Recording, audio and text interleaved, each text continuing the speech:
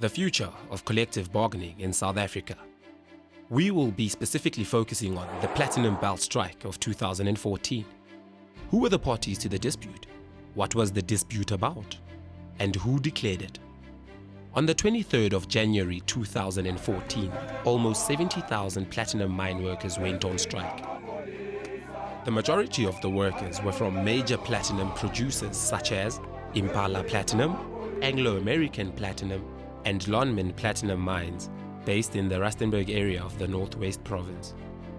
These mine workers belong to a newly formed trade union, Association of Mines and Construction Union, AMCU, under the leadership of Joseph Matunjo.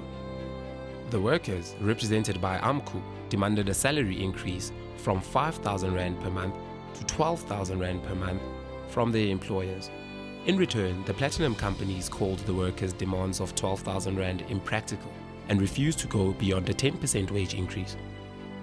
AMCU began the wage talks, which are traditionally held every 2 years, in 2013, demanding the minimum basic wage for underground workers be more than doubled to 12,500 Rand a month. The companies insisted that this was unviable, and after talks collapsed, workers downed tools. The strike will commence on the first shift of Thursday. The strikes took place in the Rustenburg area in the Northwest Province and affected all major platinum producers, especially Lonmin.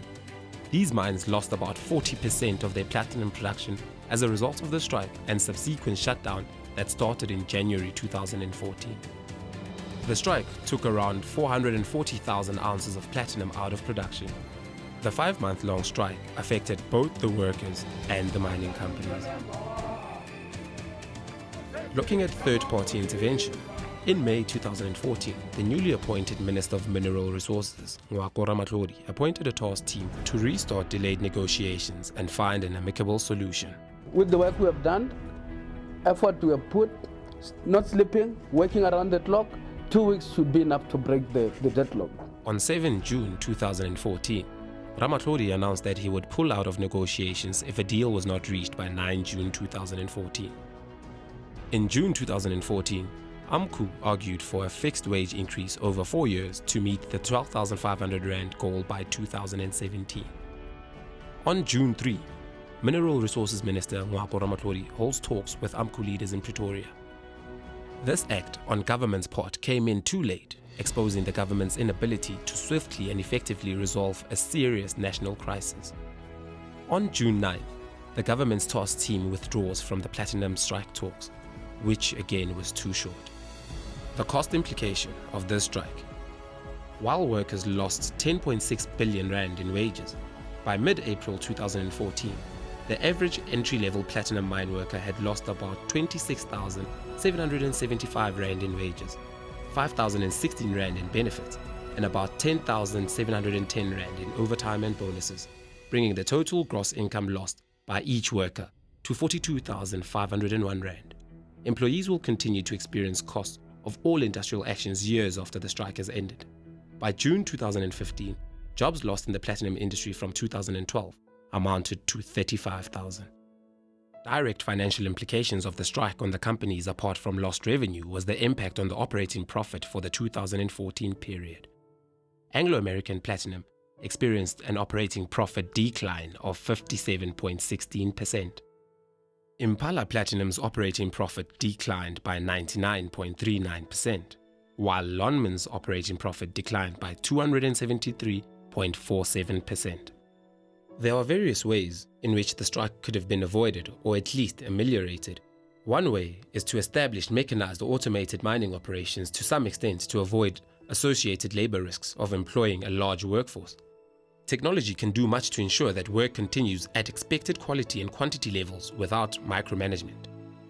Secondly, compromises from industry stakeholders, including private sector, government and workers, to ensure South Africa avoids future economic and social disaster. Better to grant some concessions than to engage in an in-and-out warfare with workers. Another method is state intervention in the form of arbitration by government would assist to stabilize a critically important part of the country's economy. A third party can unlock negotiations when they are stuck. Furthermore, to keep lines of communications open year-round by meeting with union employee representatives on a regular basis. This helps overcome workplace issues while still small and easily manageable. And lastly, employee education. Going into labor disputes, employees believe they are getting a significantly worse deal than their peers in similar industries. The following are some of the most utilized theories worth noting: unitarism theory, pluralism theory, radicalism theory, and societal corporatism.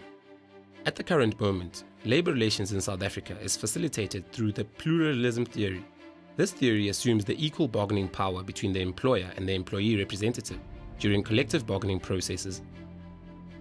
This theory has the following values. Conflict is accepted as a natural fundamental part of the relationship between employer and employee.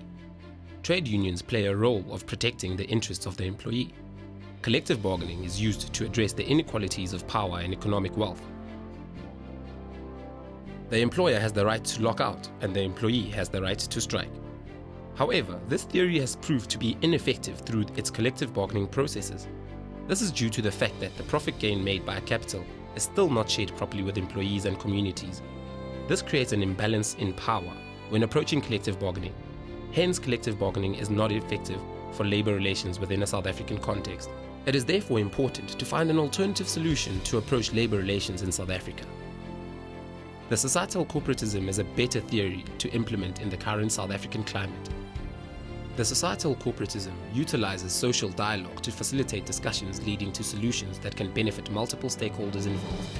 It involves at least 3 parties: the state, the employer, and the trade union. Societal corporatism has the following values. Conflict is regarded as a natural in an employment relationship. Relationships between the state, employees, and labor are institutionalized. A less strike-prone society is produced. Short-term gains that benefit a few are often sacrificed in favor for long-term economic outcomes that are more beneficial to the industry or society as a whole. South Africa has to take advantage of being a democratic country. This fact accommodates the societal corporatism to be implemented. The social dialogue is a more transparent process than collective bargaining. This transparency compels unions to be more loyal to their members during discussions and negotiations. In companies where collective bargaining is used, shop stewards are known to be given preferential treatment by employers with the purpose to compromise their radical approach towards negotiations. Considering the current contributions of strike to unemployment rates in South Africa, it is recommended that a societal corporatism be used as it creates a less strike-prone society. Considering the increasing competitiveness of globalization, this theory can contribute to the effectiveness of companies in managing employees effectively. IBB provides a framework that loosens the rigidity of positional bargaining, where each party comes to the table with a set of desired terms that it believes is the only way to satisfy its interests. IBB requires that parties look beyond specific demands and through substantive discussion, brainstorm possible solutions. The parties negotiate with one another instead of against one another. They consider problems to be matters of shared concern, where each has an interest in finding a solution satisfactory to both parties.